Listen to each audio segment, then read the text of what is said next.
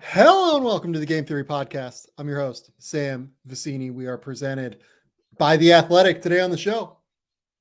3 games over the course of the last 2 days. The Golden State Warriors defeat the Los Angeles Lakers yesterday, 127-100. The Philadelphia 76ers drop a home game to the Boston Celtics, 114-102. And then the Denver Nuggets drop a game finally in this series to the Phoenix Suns, 121-114.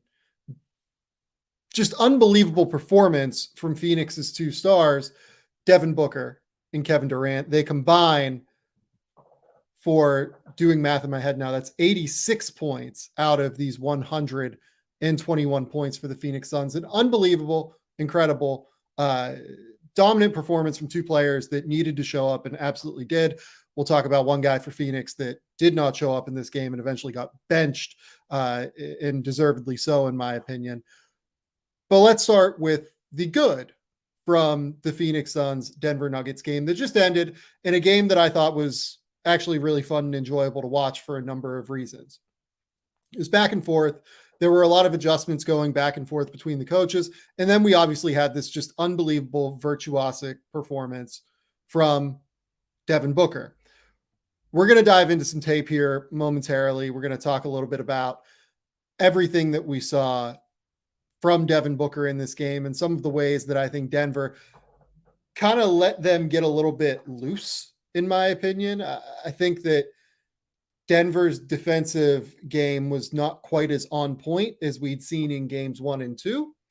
And because of that, it felt like there was just a little bit more space, and it felt like there was just a little bit more. The Denver's on-ball defense was not quite as good. I think that they did not contain dribble penetration quite as well as what we have seen in games 1 and 2. And that particularly led to Kevin Durant being able to get to the basket. But moreover, I think it led to Devin Booker and Kevin Durant getting into rhythm a little bit more in this game. But I think the biggest note to take away from this game is that without Chris Paul, the Phoenix Suns are going to run, it seems like. They're going to try and get early offense, especially in the second half. It felt like once they realized Denver was collapsing, and we'll kind of display that on tape in terms of what was happening in the second half defensively to try and shut down Devin Booker and Kevin Durant. It felt like once Denver started to collapse defensively and try to sag off of everybody else other than Kevin Durant and Devin Booker, that it became a real idea for Phoenix to try and get up and run. They obviously came out and tried to run early in the first half as well, but especially in the second half, it felt like there was just no other answer. They had to get up and go.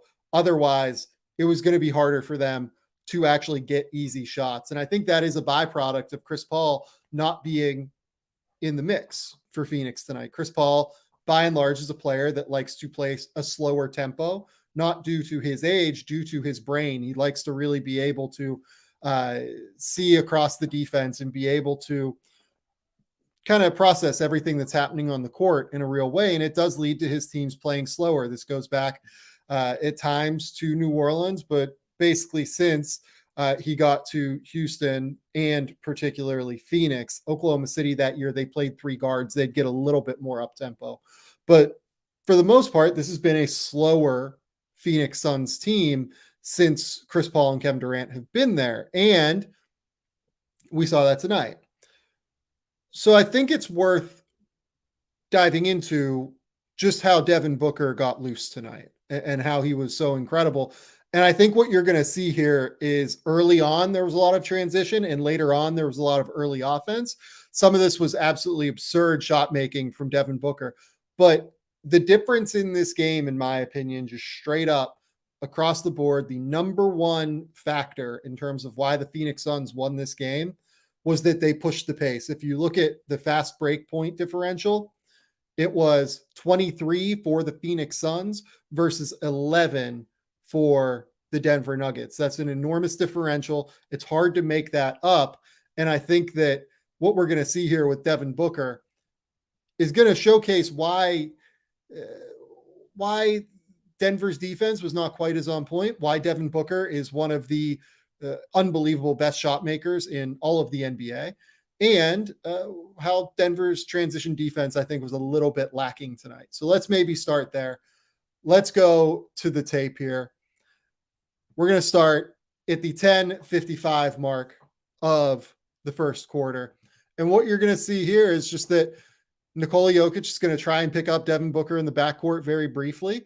And Devin Booker is obviously going to get by him. But because of that, as you can see, Denver has two guys trailing right now. This is essentially a 5-on-3 scenario for the Phoenix Suns. And that creates a very real advantageous situation where Devin Booker is going to be able to get into the paint unimpeded. And this is basically just a simple read. If the man that is guarding DeAndre Ayton, I believe that is going to be Aaron Gordon. If he is kind of come further to Devin Booker, that's a dump off pass to DeAndre Ayton. If he doesn't, it's just an easy floater. And you're going to see here, easy floater. Then at the 10:04 mark, this is where we just start getting into Devin Booker's bag and just how ridiculous he was. This is just a simple right or left wing post up here. And Jamal Murray does fine here. There's nothing really that I think he did a good job of holding his ground, making it so that Devin couldn't necessarily get deep into the paint. You'll see that, I think, actually on the next possession that we're going to showcase here. Kentavious Caldwell-Pope really gave ground to Devin Booker. And because of that, Devin got an easy layup. But here, I think Jamal does a pretty good job. But what you're going to see here also is that as Phoenix has emptied out this side for Devin Booker, nobody is coming to help. Like Aaron Gordon is there kind of in the gap a little bit, just kind of waiting to help down on that elbow if necessary. But he also is responsible for Kevin Durant. And I think that another thing we saw Phoenix do throughout the course of the second half, particularly, was involve Kevin Durant and Devin Booker in a lot of actions, right? They were trying to get those two involved because it became harder for guys like Aaron Gordon, guys like Jamal Murray, guys like KCP, Bruce Brown, to put two on the ball in that circumstance. Those guys end up getting left on an island a little bit against a mid-range maestro like Devin Booker. And when Devin's feeling it like he is tonight, he goes 20 for 25. When he's on an island, it's going to be fine. What they really need to do is try and put two on the ball there, but Phoenix didn't really let them put two on the ball, which I think was an impressive adjustment for Monty Williams here. You're just going to see Devin's going to just kind of shake him a little bit. He's going to face up after that mini post up, going to shake him. He's going to rise up. Jamal doesn't get a hand up here, probably needs to get a hand up, but this is a shot that I think Denver is in most circumstances not uncomfortable with. But when it's before you know that Devin Booker is feeling it like he did tonight. And once you know that, you're going to start to see some adjustments here. Again, you're going to see this is the possession where Devin's going to post up Kentavious Caldwell-Pope. We're just going to watch this through. Again, just like kind of a wave there from Aaron Gordon. He can't really do anything and help because if he really collapses down and tries to double, that's the same side kick out to Kevin Durant. That's a wide open three. Can't let that happen. This is just KCP not being strong enough to really deal with that on the block. Devin Booker muscles up a little bit there. And I think that throughout this game, just what you're going to see is that Devin Booker's mid-range game was more on point. But in general, leaving him isolated with one defender was not the answer tonight for the Denver Nuggets. Here, you're going to see just a little dribble handoff action there from DeAndre Ayton to Kevin Durant. Durant, again, they're going to try and empty a side out of the court. Look at everybody over there on the right side of the court. Devin has all the space in the world to be able to operate. He's just going to rise up. He's going to knock this down after he separates a little bit from Kentavious Caldwell-Pope. Here we go again. This is in semi-transition. He's going to pull it out. He's going to get the ball screen here from DeAndre Ayton. And this is a drop coverage scenario. If you've watched this show and if you've watched the Denver Nuggets later in the season when they played a lot of drop coverage with Nikola Jokic, they did not really succeed in those circumstances. Jokic is much better being able to play flatter and at the level of the screen. If you're going to drop him, this is just going to be a little bit too easy for Devin to rise up and knock down this shot. Again, though, in the first quarter particularly, it felt like there was not a lot of, I think the way to put it is there was not a lot of resistance provided by the Denver Nuggets. This is a patented letdown spot. You're on the road. You're up 2-0 in the series already, right? Phoenix has to come out with all sorts of desperation. Phoenix's stars certainly come out with all sorts of desperation. Kevin Durant and Devin Booker come out and really dominate this game to the tune of those 86 points that I mentioned earlier. Here, what you're going to see is that Devin is going to drive. He's going to back down Christian Brown, and this is just sick. Christian Brown plays good defense there. There's nothing you can do about that, but that is also why you can't let Devin Booker get the first 16 points and let him start to feel himself. That's when those shots start to fall for him, when he really starts to feel it. Here we go. We're in the end stages of the first quarter now. That, I think, was at the 2-minute mark of the first quarter. This one's at the 1-minute mark of the first quarter. This is where we're going to see that the overall ability to contain Phoenix's ball handlers was just not quite good enough here. This is just an Olay from Jamal Murray. Not good enough. No help at the basket really here. This is just not a great defensive possession from the Denver Nuggets. And I will say this too. I think Jock Landale, this was the first of many very important plays from Jock Landale in this game. He gets just enough of a seal on Christian Brown as Nikola Jokic is trailing the play to where Brown can't get involved really as that potential rim protector. Jeff Green probably needs to be available here a little bit more than he is, but I think that this is a great, great little play from the Phoenix Suns here as a team in general. But now we're going to get into the second quarter. 6-minute mark about of the second quarter. Devin Booker is bringing the ball down the court. We're in transition again. Michael Porter Jr. does a great job here. He really, I think, does as much as he can to kind of wall up with his chest. Devin's going to try and go through that chest because Michael's a little bit skinny. Michael uses his length to actually really contest and make that shot difficult. It's just an insane fall away from Devin Booker, right? Sometimes Devin Booker, if he gets ahead of steam like this, he's going to make these insane fall aways, and he made it. And that's all you can do. So now we're at the 5-minute mark of the second quarter. What we're going to see here, Devin Booker going to catch the ball on the wing against Aaron Gordon, particularly. This is just a show and go. He's going to show it with the right. He's going to put it down with the left, and he's going to drive left. He's going to stop. He's going to pop at the elbow. He's going to knock it down. Again, you had to send two at Devin Booker at a certain point.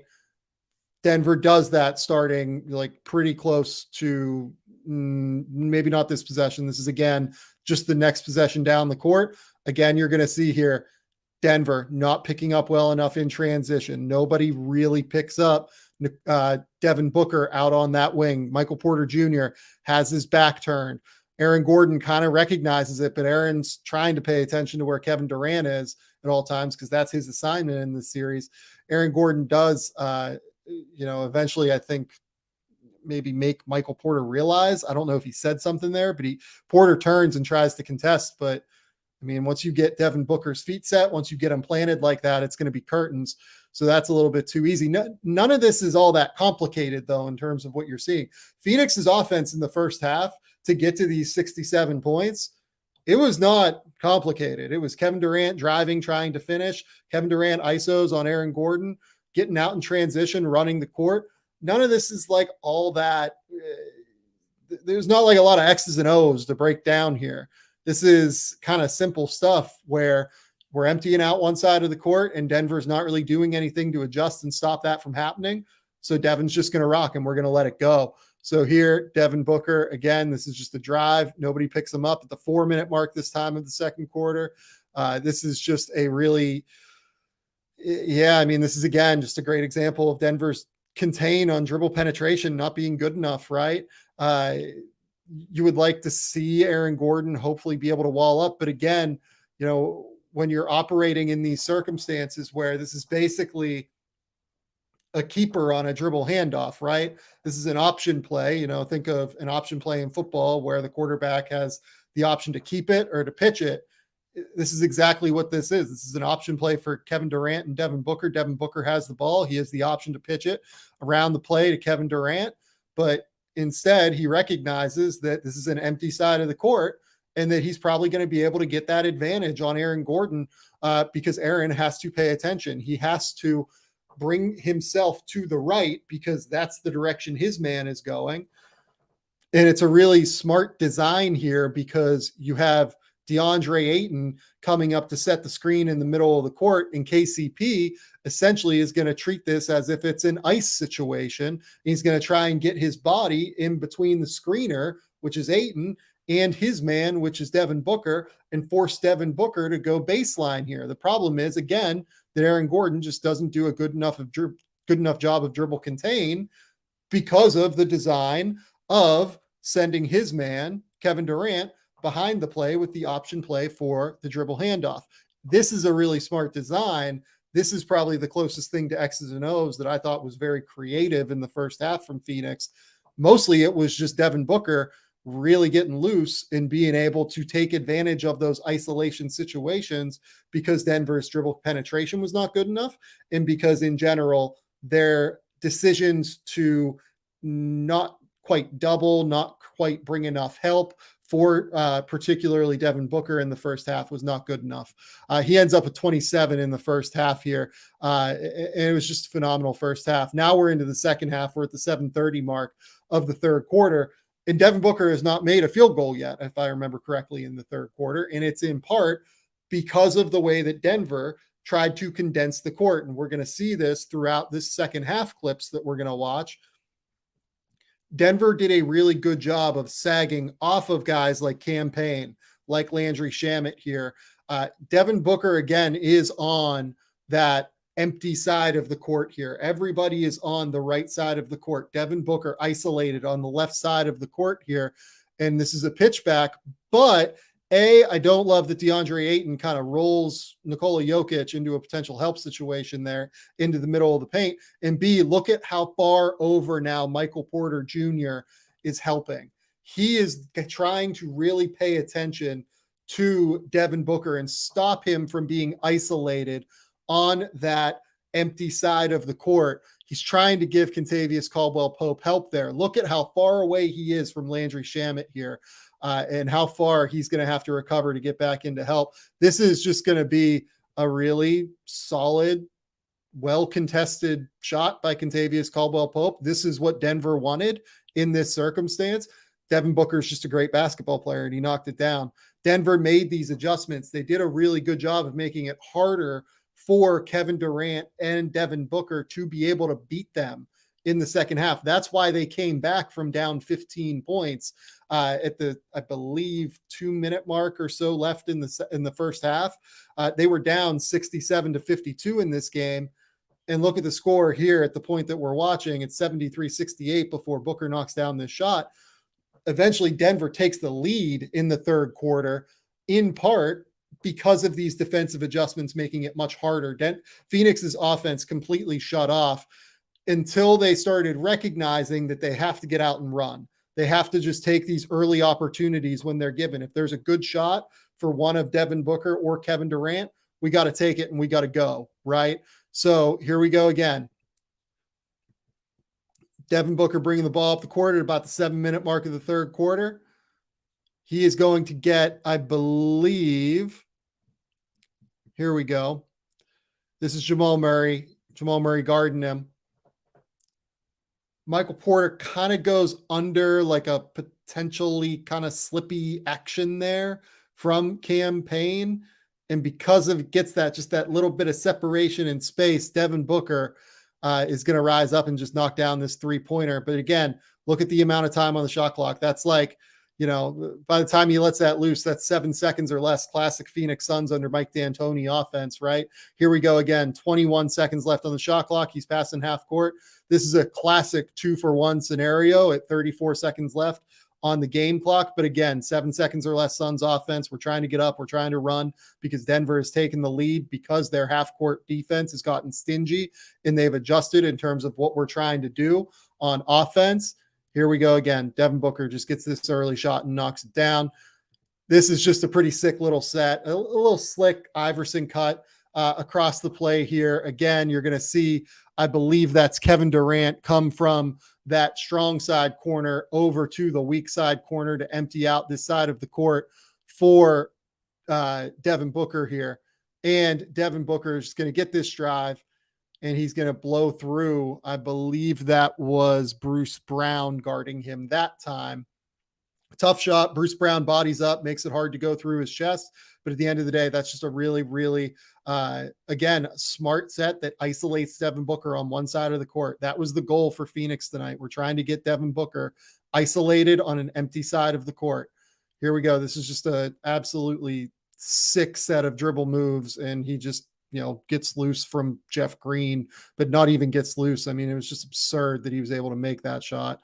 The initial action here at the top to be able to do that is you're going to see kind of a stagger action between Kevin Durant and Jock Landale setting the screen and Devin Booker coming through.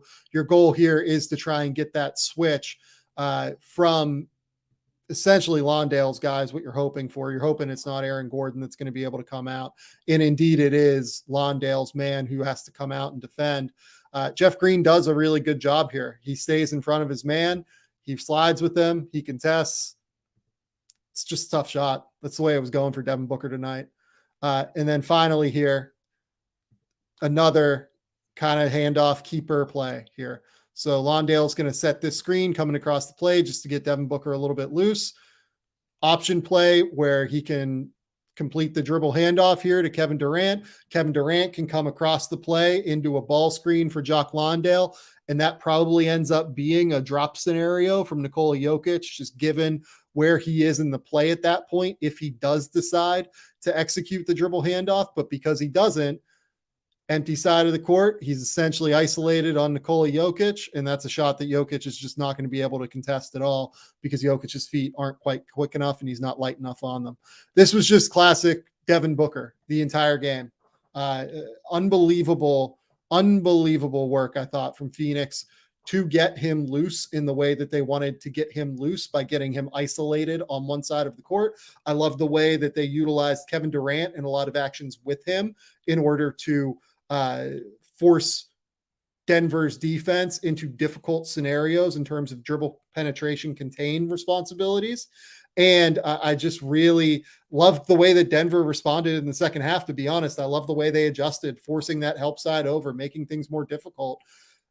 It's just sometimes Devin Booker is going to knock down shots, and that's all there is to it. Devin Booker, an incredible player. He's probably been the second best player in the playoffs so far, behind Jimmy Butler.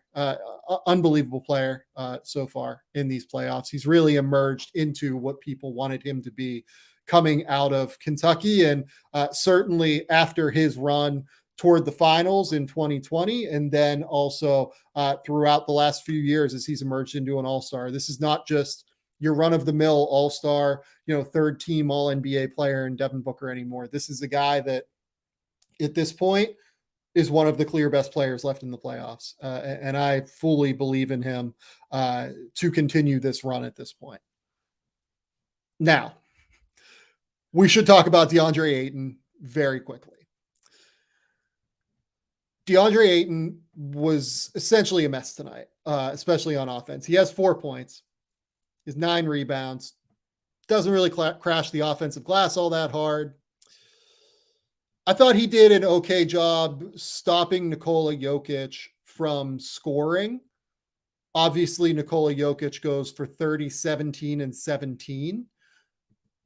I thought that a lot of those points came where Ayton was not necessarily guarding him. I thought that Ayton made his life harder in terms of the scoring output when he was defending Jokic. The problem is, this is a game where the Suns desperately needed their third guy to come in and give them some offense.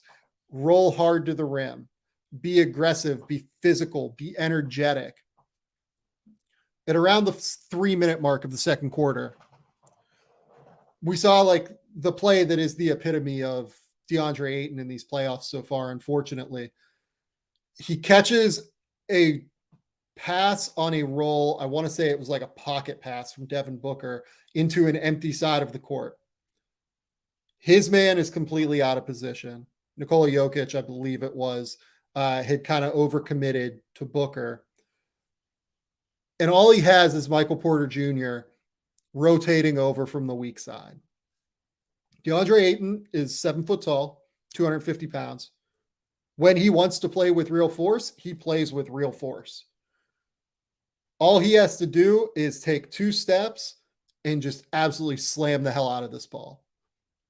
He had that ability to do that. He needs to be aggressive. He needs to dunk it. He needs to play with force. Instead, he takes 2 steps and goes up for a layup.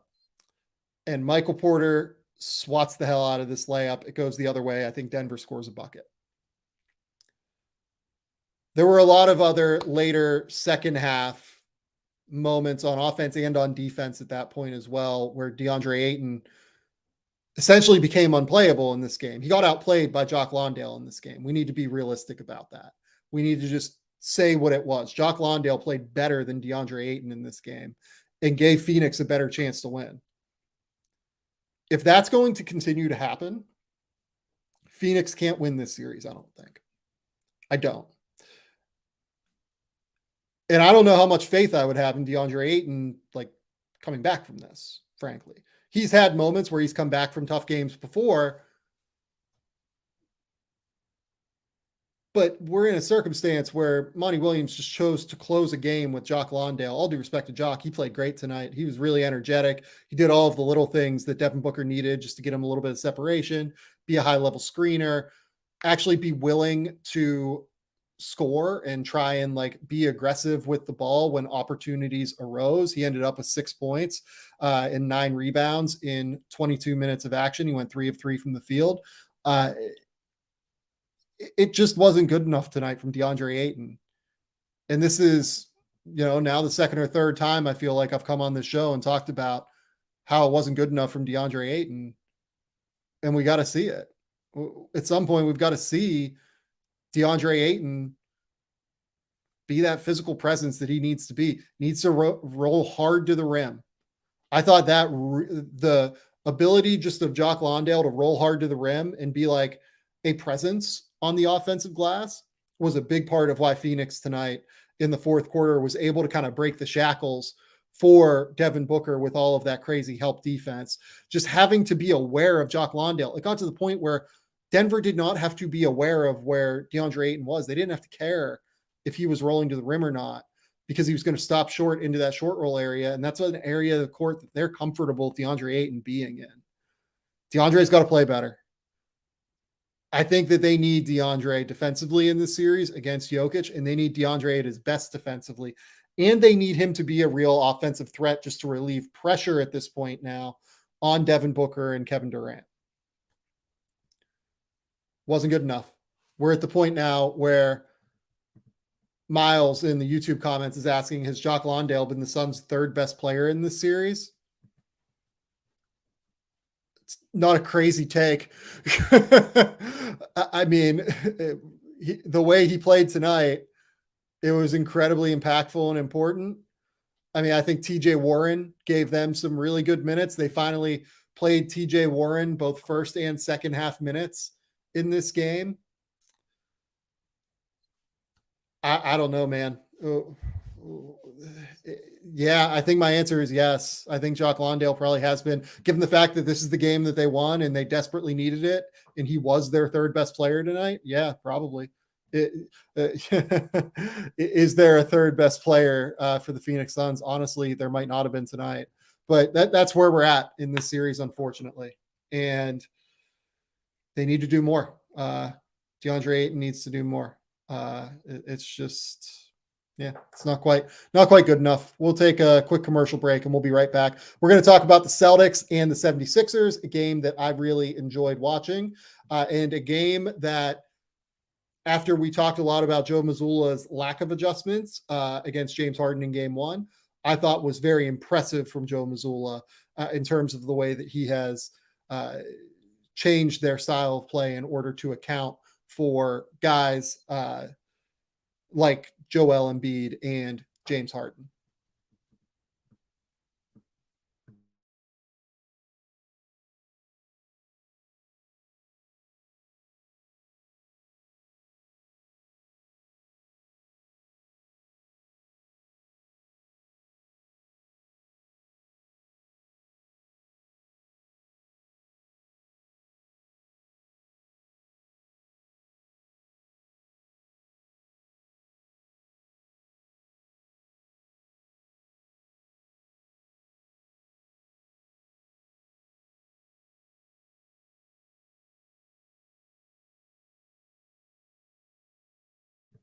Okay, we're back.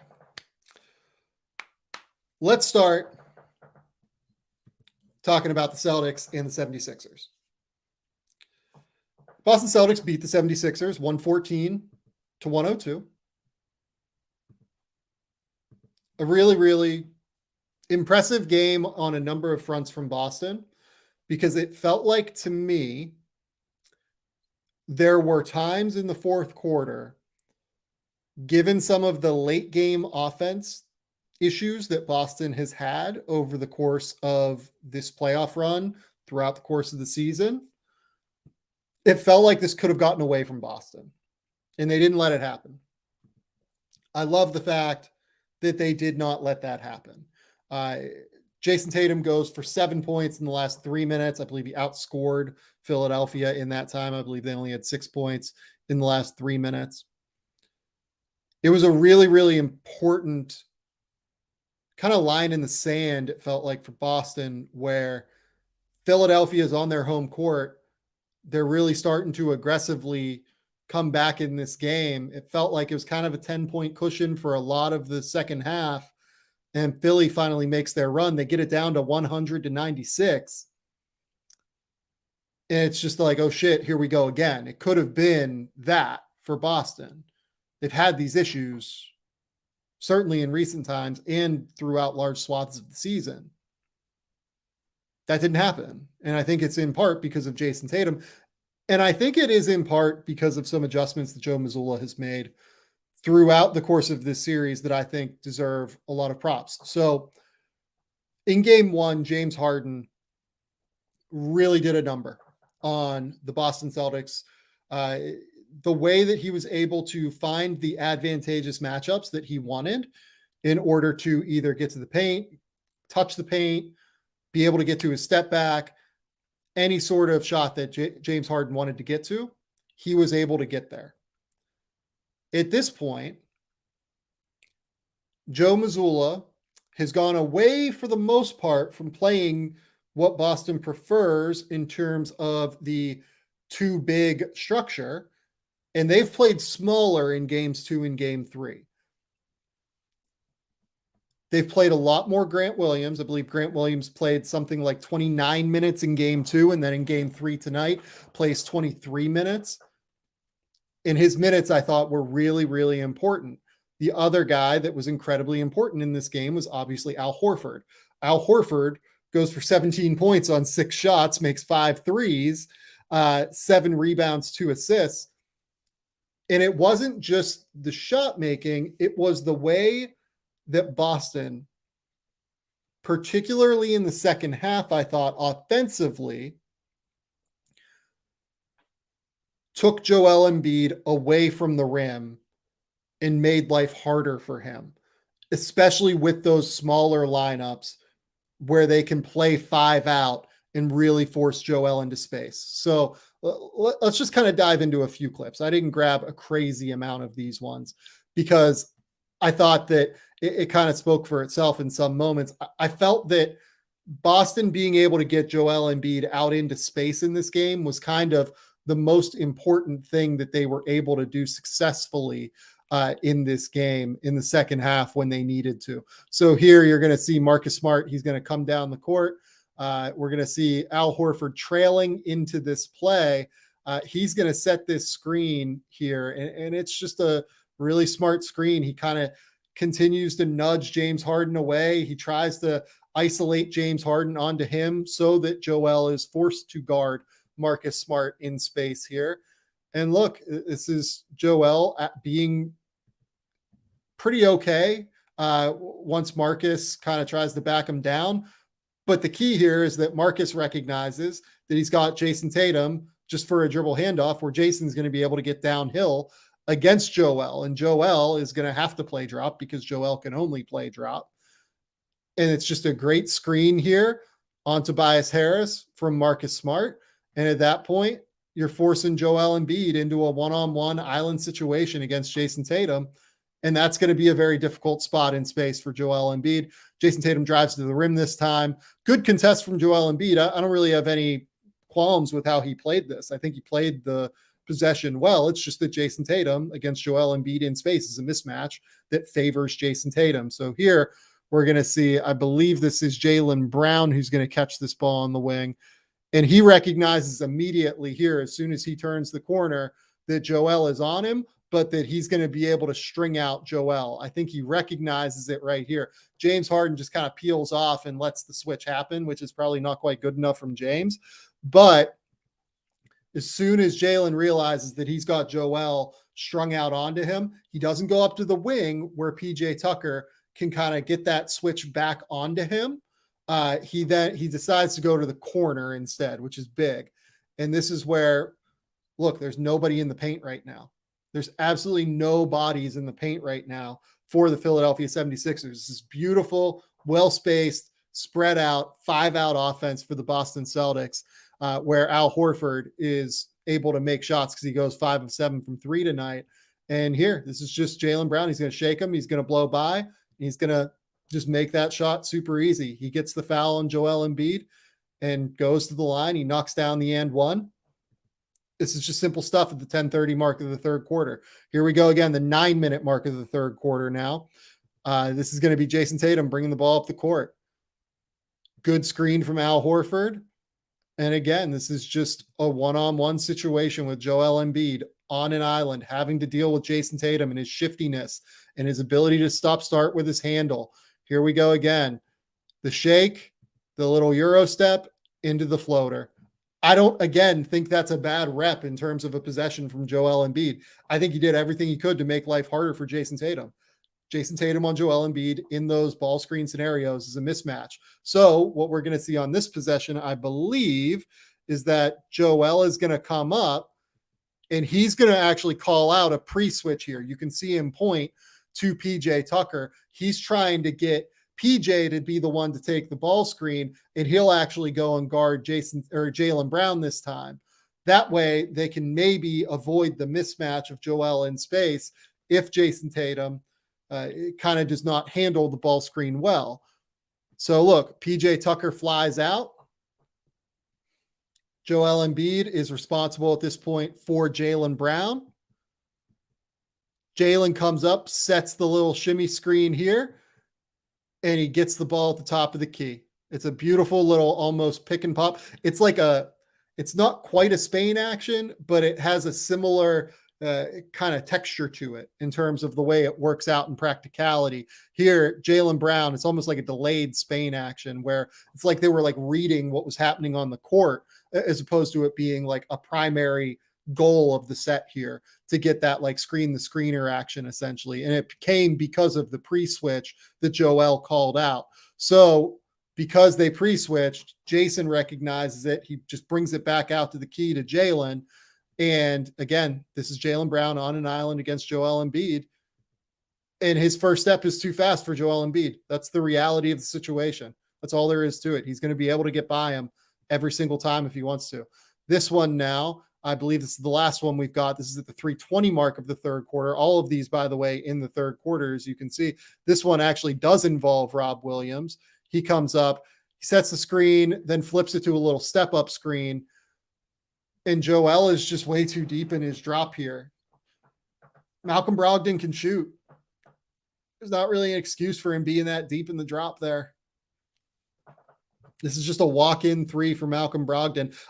One underrated thing about this series that I was texting about with a friend earlier tonight, I think Tyrese Maxey has actually been like a really big part of why Philadelphia has been competitive in this series, not just on offense, but actually on defense as well. He's gotten a lot better defensively. He's not quite a sieve anymore. He is someone that fights and battles and scratches and claws. And he did really work hard here to get over the top of this step-up screen. So here he gets over the top of the initial screen and then comes the step up, and look at the recovery. Like he fights into it. He tries to get back into it. It's just a walk-in three for Malcolm Brogdon. That can't happen. That was a huge three. It gave Boston a 7-point lead. It got them back into the, three possession advantage scenario. It was just really, really important. I thought that Joel Embiid was able to be taken advantage of in that way throughout the course of that third quarter, with Joe Mazzulla making those adjustments. The other big key of this series, for me at least, is kind of what I referenced earlier in regard to James Harden. I think the way that Boston has essentially shrunk down the court, has sagged off of Philadelphia shooters like PJ Tucker and even at times Tobias Harris, and basically forced James Harden into being a purely perimeter player. James Harden can't really score right now unless he's getting to his step back, it feels like, or unless he's getting out on the break and getting all the way to the rim. He goes 3 for 14 tonight, 2 for 7 from 3, 5 turnovers. It felt like to me it was because Harden does not quite have that first step. If you guys remember, he had that Achilles injury in like late March, and it hasn't gone unnoticed to me that in game 1 of the Brooklyn series, James Harden played really well, and then was just okay in games 2 through 4. Got the 9-day break. I think it was 8 or 9 days. And then in game 1 of this series, he wins the game for Philadelphia. He was the best player on the court in that game. Goes for like 45 points or whatever he did. And now in games 2 and 3, with less rest, less time to recover, he has essentially not been able to replicate those performances. And yes, he had, I think, something like 16 points tonight. Yes, he had something like, I think, 11 assists versus his 5 turnovers. James is still a valuable player, but that version of James Harden is not who Philadelphia hoped that they were acquiring. James Harden needs to get back to the level that he was, maybe not even in game 1, but if he can be 80% of the guy that he was in game 1, that's the guy that Philadelphia needs, I think, moving forward. That's really kind of all I've got on this series. I think Boston's defensive structure and the way that they've managed James Harden has been quite impactful and effective in terms of just making him a perimeter player. The way that they've helped off of shooters has been really, really sharp and really, really smart. And PJ Tucker at times hurt them for it tonight.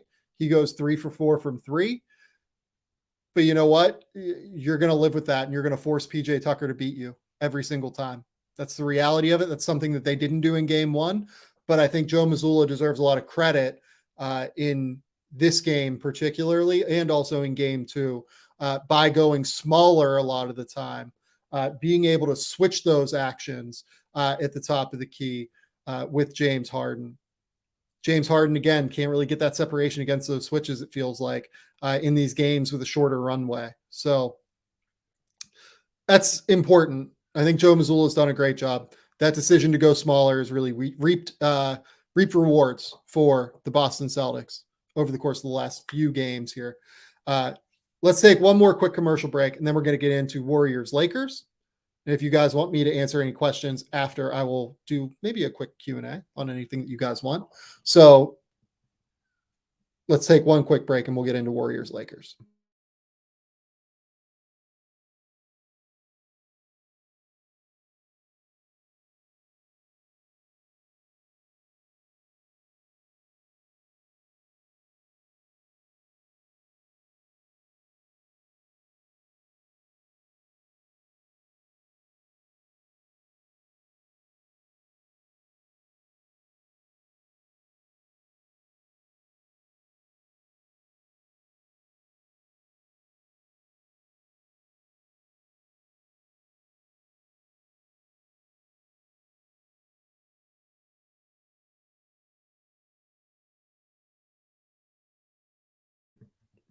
Let's jump in.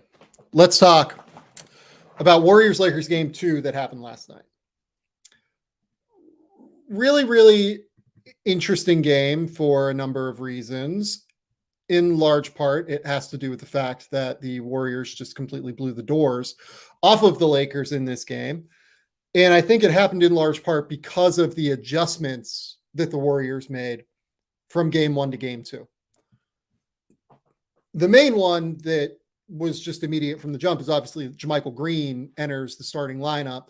I believe that it's been reported maybe by Draymond Green on his podcast itself, that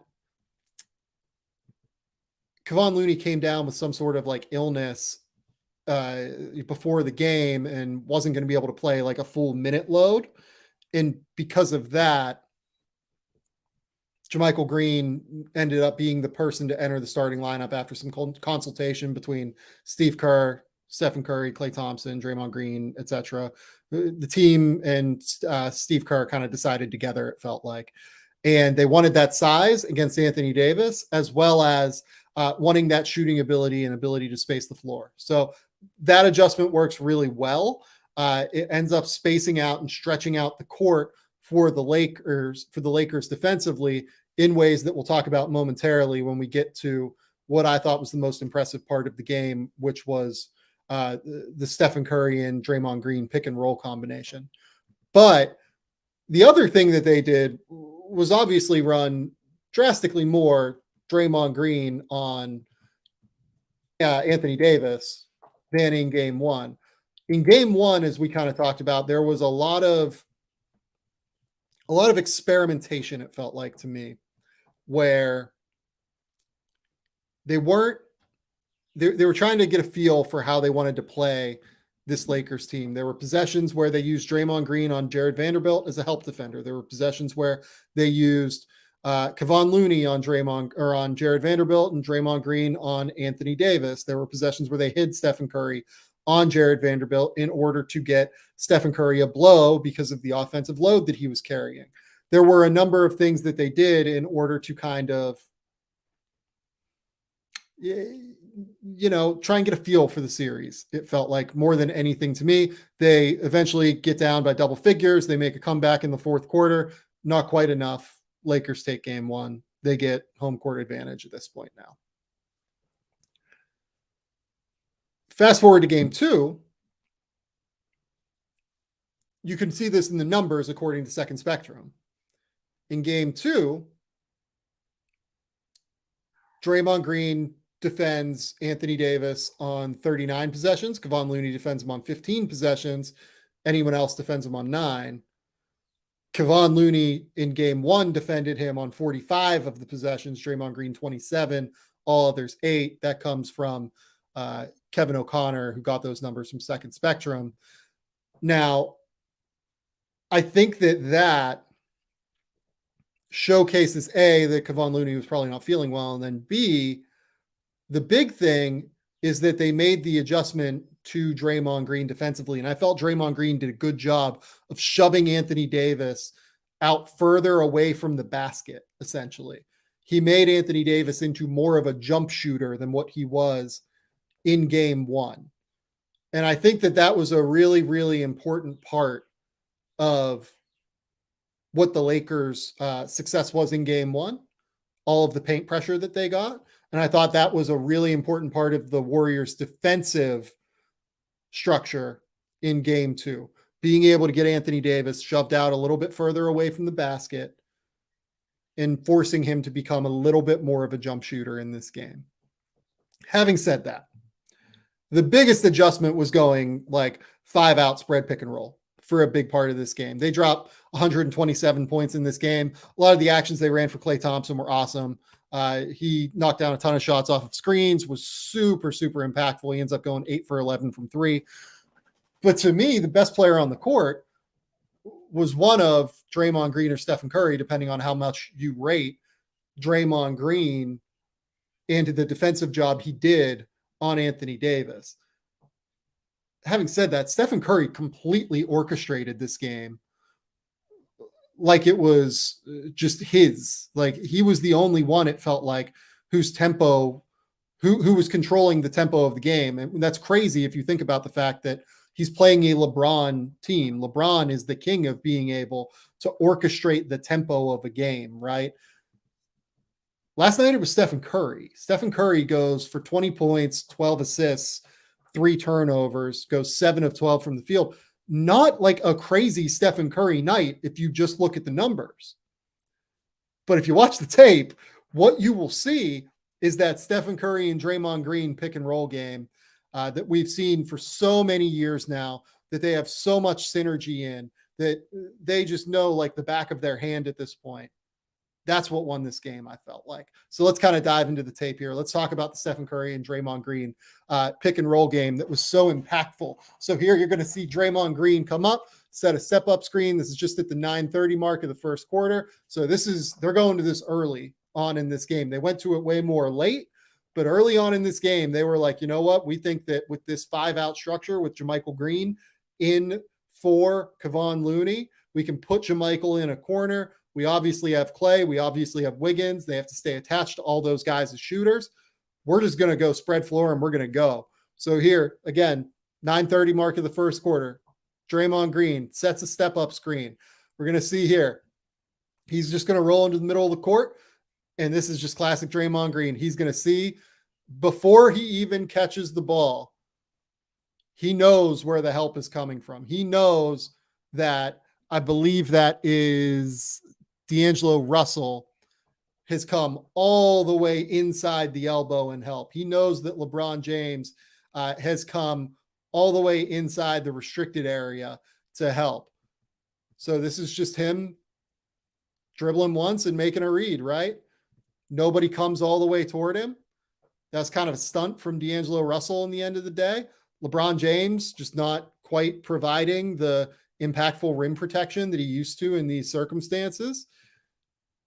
This is one where, honestly, LeBron needs to do something, frankly. He needs to be the weak side rim protector. We need to be honest that sometimes LeBron's defense at this point is not quite as good as it can be. That needs to be a weak side rotation, and that needs to be LeBron contesting that layup in some regard to Draymond Green. Instead, Draymond Green gets an easy layup here. This one is actually going to be Kevon Looney. I believe this is the only Kevon Looney screen, maybe one more of the 8 clips that we're going to watch here. But again, this is just a high ball screen here, and it's coming in a circumstance where Draymond Green is not on the court. As you can see, weak side, you have Andrew Wiggins and Klay Thompson. Strong side, you have Moses Moody on the court. This is just a beautiful Anthony Davis is just like split out here because of how high the ball screen is. He has his hand high. You have to when you're facing Stephen Curry because of the shooting ability, and he's just able to split this defense. This is a classic ball screen split scenario. He gets into the middle of the court, and then he crosses back over, stops, and the whole time he's trying to draw both defenders toward him. Here we go. That's the whole goal here. He's trying to draw both defenders toward him. Eventually, they both commit. Anthony Davis leaves his feet. I believe that is Russell that is a little bit too tightly on him, and it just sets up a wide open layup for Kevon Looney. This is just brilliance from Stephen Curry in terms of knowing exactly how to draw both defenders toward him in order to open the lane and force a help from Anthony Davis here, and then to create a wide open layup and a wide open lane for Kevon Looney. So here we go. Stephen Curry coming up again. Early ball screen from Draymond Green. He's going to slip into the empty area of the court. This is just a beautiful empty side ball screen at the 10:59 mark of the third quarter. So this is Draymond Green now. He's driving. That is a good help defensive possession from LeBron there. He forces the miss, but LeBron fouled him, unfortunately, on that play. LeBron not super pleased about that call. I don't know if I am either, to be honest. Here we go. Stephen Curry. This is a little bit more of a stagger opportunity here. This is going to be a really fun little wrinkle because what you create here is you create the potential for a slip action with JaMychal Green going behind the play. You still have Draymond Green as the short roller who can orchestrate and dictate everything. So here we go. Not even a slip action here from JaMychal at the 10:30 mark of the third quarter. He actually makes contact there. And again, Stephen Curry beautifully drawing 2 defenders here. They decide to put 2 on the ball here in this scenario. LeBron comes way up. That's Jared Vanderbilt trying to trap essentially. And Steph just throws this beautiful overhand hook pass out right in the shooter's pocket to JaMychal Green. JaMychal Green misses the shot, but this is just beautiful offense, right? This is Steph just completely orchestrating everything. He is dictating the tempo. He's dictating the way defenders are playing him. He is forcing help. He is forcing defenders into uncomfortable scenarios, and he's creating easy offense for his teammates. All of these, by the way, is what you're going to note. They're going to be passes. They're going to be great ball movement scenarios. I didn't grab a single one of Stephen Curry making a shot here. This is all Steph dictating the game through his passing ability, not his scoring ability. On this one here, what you're going to see, this is just a screen here right at the top from Draymond Green, not even all that high up the court. This is just classic Stephen Curry and Draymond Green. Pocket pass after Anthony Davis comes out too high. Draymond Green is simply reading at that point that backside low man defender. That's LeBron James in this circumstance. He commits, he makes LeBron commit by jumping so that he can't actually get back out to close out on Andrew Wiggins. He hits the pass out to Wiggins. Wiggins knocks down the corner three. That gets them out 15 points ahead. This is now the 6:50 mark of the third quarter. This is a very high ball screen, which makes it very difficult for Anthony Davis. And that is Jared Vanderbilt to be able to kind of close those gaps. That's the advantage of the high ball screen in the Golden State Warriors offense.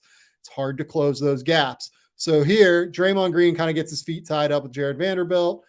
Steph just kind of waits at this point for it to happen, recognizing that, again, Draymond Green going to have a 4-on-3 scenario. He's the fourth man.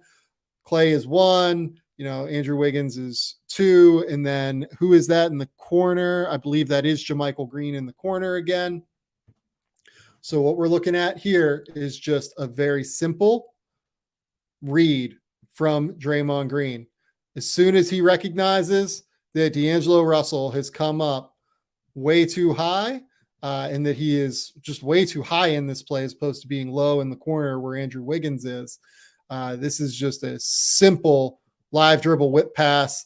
Wiggins has a wide open baseline because D'Angelo Russell is way too high in the play, and he goes up, draws the foul, gets 2 free throws, makes one of them. Next time down the court, the 6:20 mark of the third quarter. Here we go. And instead of actually taking this high ball screen, Steph is going to reject it. And it's just a little bit too easy. Probably walked there, but because he rejects it and because there's absolutely no contain here, because Jared Vanderbilt treats this as an ice, it looks like, whereas Anthony Davis treats it as more of a hedge. This is just a wide open lane for Stephen Curry to get into. And at that point, he's just waiting for LeBron to make a decision. LeBron makes the decision. He goes to help out onto Steph. JaMychal Green knocks down the 3. Super simple, super easy. Here we go again. Draymond Green, just little, ass first screens. It leads into an actual ball screen there. And again, Steph hits the short roll for Draymond Green. D'Angelo Russell helps over. Anthony Davis helps over. And because honestly, you could have hit either of those guys in the circumstance. That's the funniest thing about this play. Like, look at where Draymond Green is when he catches this. D'Angelo Russell has no idea where Andrew Wiggins is on this play. He has no idea that Andrew Wiggins is cutting baseline here. Anthony Davis is going to have to be the one that commits. Could have just dropped it off to Andrew Wiggins here. Instead, he gets the JaMychal Green baseline cut. Instead, that's an easy bucket. And then finally, here we go again. This is the last Looney one. I'm sorry. Here we go. Steph takes the Looney screen, takes that high dribble. It looked like almost purposely to me. He lost a little bit of control over it in terms of like the functionality of the dribble, but it did seem like he did actually try to do that in order to try and force his man toward him a little bit. Here we go. But instead of hitting the short roll this time, which they've done throughout the game, you're going to see he's going to go cross court after a little exchange between Dante DiVincenzo, and I believe that also might be Wiggins there. There it is again. Rui almost thinks it's like an X out, it looks like. He kind of goes up and like shoves, I believe that's Troy Brown, up to defend Andrew Wiggins. And in that time, he just leaves Dante DiVincenzo wide open in the corner. It's just kind of simple stuff. Like, this was a beautiful Stephen Curry game. He dictated the tempo. He dictated the pace. He dictated everything that the Warriors did out on the court against the Los Angeles Lakers last night. I thought it was one of the more impressive games I've seen Stephen Curry play all playoffs, and he only had 20 points and 12 assists. It's not like a supernova game from him necessarily. He just completely dominated the game, and he dominated it with Draymond Green. All of those plays, except for 2 of them, involved Draymond Green as the short roller. As you noticed, Stephen Curry did not get credit for an assist on, probably, a third of them. A lot of them were hockey assists, led to Draymond Green kickouts. Just really, really sharp offense, I thought, to spread it out, take advantage of the floor spacing that you have by having JaMychal Green in the offense, and then going from there. A few different things here in the comments that I'm seeing. I'm seeing some people ask about Mo Bamba as a potential option. I don't really see that as an ideal circumstance in this series, because you can only play Mo Bamba in drop coverage. And if you play full drop with Mo Bamba against Stephen Curry, he is going to get absolutely obliterated. I think it would be a very bad idea to play Mo Bamba in this series against the Golden State Warriors. Mo's a guy that has talent. It's just, this is not the series for him, in my opinion. If you play like that, the idea that this person is saying is like LeBron James, Austin Reeves, Jared Vanderbilt, AD, and Mo Bamba. And then what my guess is, like, you have Jared Vanderbilt guard Steph, and then you have Bron be kind of like the weaks. But like, if you do that, you force LeBron into guarding probably Klay Thompson. Well, you have Austin Reeves then guarding Klay, I guess, and that hasn't really gone well in this series. I think they need to find a different answer there, especially after last night. And then you have LeBron probably guard Wiggins. That could be okay. And then you have essentially like Mo Bamba and Anthony Davis. Maybe you try and do some pre-switching action where Anthony Davis is going up and defending ball screens, and you have Mo Bamba around the basket. It's just really hard against the Warriors to pre-switch anything because of how intricate some of those sets are. And then on top, I just don't think it's a good idea. I think that if you do that, you're kind of setting up either to die by Stephen Curry, walk in, pull up threes, or if you try and play at the level with Mo Bamba, his positioning is not quite good enough, especially in a new scheme in LA. It wasn't really good enough in Orlando, if we're being honest, to where he's going to be able to close that short roll area. And he's not quick enough really to even recover back into the play against Dre. I think that this is not the series for Mo Bamba. I think that, maybe there will be next series if they play Denver, but this is not the one that can work in that respect. A couple of maybe like possible adjustments for the Lakers. You could maybe run out Rui a little bit more to try and get the size out on the court. One adjustment that I'm a little bit surprised we haven't seen more of from the Lakers is actually them going smaller. Take Jared Vanderbilt off the court and force the Warriors to guard 5 guys as opposed to guarding 4 guys, because they just really don't care when Jared Vanderbilt has the ball in this series. I know that Jared Vanderbilt's like plus minus numbers are better than all of the other Lakers in this series, but I do wonder if there's a world where you could do something like Dennis Schroeder, Austin Reeves, D'Angelo Russell, LeBron and AD, and then you have Dennis chase Steph off of all these actions. Dennis is actually pretty good at dealing with that. It's like the thing that he kind of can do defensively really well. You still don't really have the answer for Austin Reeves against Klay Thompson. I just don't know if they have that answer, if I'm being completely real with it. I think that if you're going to play Austin Reeves, he probably has to guard Klay, and you probably have to hope that Klay is going to miss shots. But that basically what that does is playing smaller. It forces the Warriors to guard everybody on the court at once. And I can see that causing a few more stresses for their defense. It actually forces them to play a little bit smaller. You probably do then. You're probably not quite able then to play both Draymond Green and Kevon Looney regularly in that circumstance. And then on top of it, that could lead to them going a little bit smaller, putting in Jordan Poole for Kevon Looney or Draymond Green at times.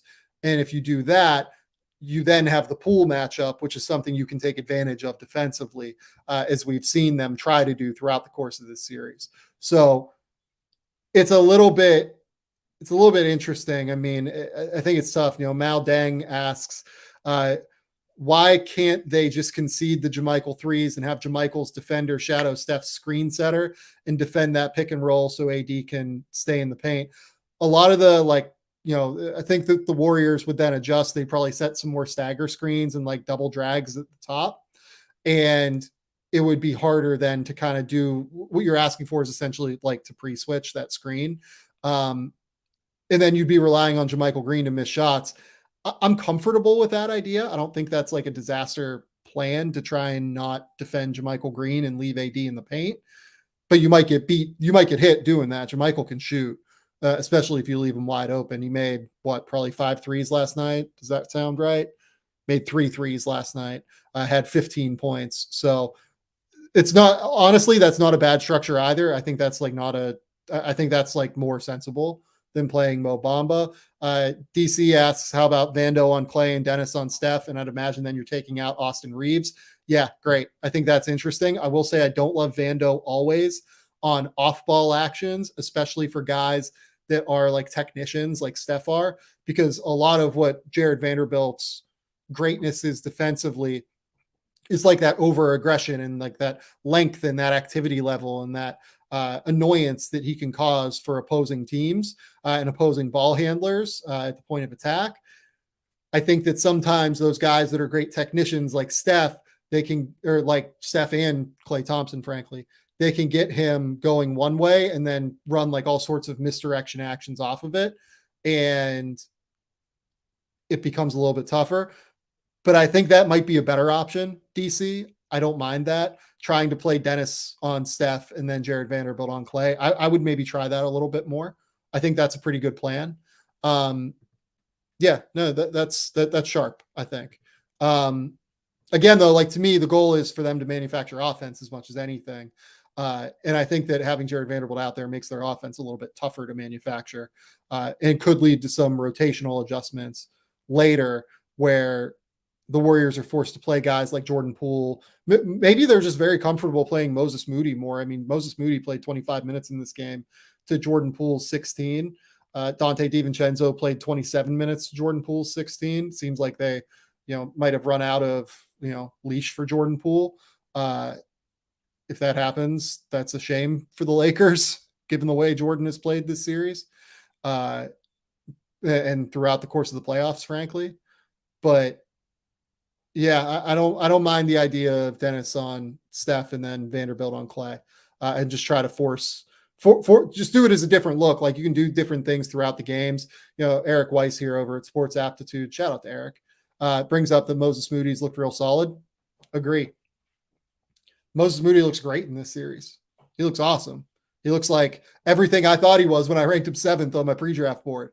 I think he is going to be a really, really good player. I think he's going to be a very high-level starter for the Golden State Warriors forever, basically. To me, he is a much more valuable archetype of player than what Jordan Poole is. 6'6", 6'7", Moses Moody, 7'1" wingspan, powerful, strong, physical, willing to defend, and obviously can shoot. That's the biggest thing with Moses Moody, is that he can knock down shots. He's confident, like he's a willing shot taker, and that's a really big piece, I think, a lot of the time. I just wish that Steve Kerr would have played him a little bit more throughout the regular season. Like they tried so many different things with Jonathan Kuminga and freaking Anthony Lamb, right? Like I wish that we had seen more Moses Moody throughout the course of the regular season. And I feel like he'd be even more ready to play now if that was the case. But regardless, he's looked really good. And I think it's even more impressive in his respect that he's been able to come in and just immediately thrive in the way that he has as a like 7th man in a high leverage scenario. I'm trying to think here. What else? I'm trying to think if we've got any other questions here, looking through the comments. As a Boston fan, do we think the reason the Sixers got back into the game from Xavier Juarez was after Rob Will went out with the elbow injury? No, is my kind of answer to that. I think that they really succeeded a lot of the time playing that smaller lineup. I think that they got back into the game in part just because they were always going to go on a run, frankly. Yeah, I would say that it was more just the rhythms of the game, right? Like you're going to have bench units come in, you're going to swip, you're going to, momentum's going to shift and turn and everything. It's not like a scientific X's and O's reason for it, but I like Boston small in this series more than I like them playing a little bit bigger with Rob Williams. And I really like them playing 5 out, as we kind of explained earlier. Let's see here. I think that's all we got questions wise. Guys, thank you all for coming in. Thank you all for listening. Please remember, rate, review, subscribe, do everything you can to support the show. We will not be back tomorrow.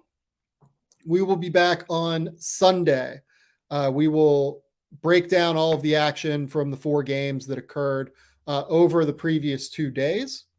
And we will dive deep into the playoffs. We'll dive deep into everything that we saw over the course of those 2 weekend days. And I'm super excited to do it. That'll probably be a Spins podcast where we'll dive into tape. We'll talk a lot about some of the adjustments that we've seen over the course of a lot of these series. We'll get another Suns Nuggets game, another Sixers Celtics game, and then tomorrow are the 2 series that weren't played today. So keep it locked here. Glad that you guys enjoy the tape. Glad that you guys enjoy diving into this stuff with me.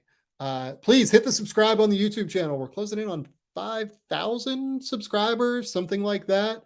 We're trying to really beef this thing up before the draft. And then you guys are going to get some awesome draft coverage stuff. I'm going to probably try and do some interviews with players on there. I'm probably going to try and do some, we'll see. I'll probably do some tape breakdowns, maybe a little bit here and there with spins, maybe like 5 or 6 plays where we'll get to talk about some of the things that they do well, some of the things they don't do well. Very similar in terms of structure to these, maybe not quite as long. We'll probably only go for like 15 minutes per prospect. We'll probably try and do something along those lines though. But this has all been fun. Until next time, we'll talk soon.